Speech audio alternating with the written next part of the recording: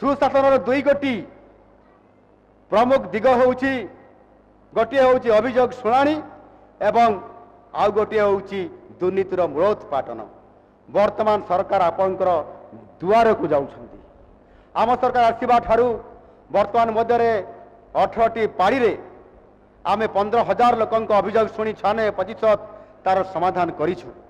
आम सरकार नीति जगु आम सरकारंकर नीति जगु अभियोग शुणाणी प्रक्रिया एवं राज्य स्तर ब्लॉक स्तर पर्यंत नियमित भाव में जारी रही। आम सरकार आसीबा दिनरू ही घोषणा करिसंती दुर्नीति विरुद्ध रे शून्य सहनशीलता बा जीरो टॉलरेंस।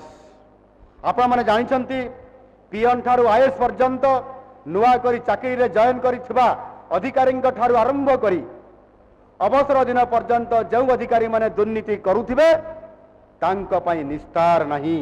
सरकार दुर्नीति निवारण पदक्षेप जगु दुर्नीति अभियुक्त क्षेत्र में दंड हार 50% भी आज अधिक अच्छी। मुझे आज यही मंच आह्वान दूसरी जे सबु सरकारी अधिकारी स्वच्छ निर्मल एवं दुर्नीति मुक्त भाव कार्य करंतु। सरकार आपण कार्यकलाप विषय संपूर्ण सचेतन अच्छा।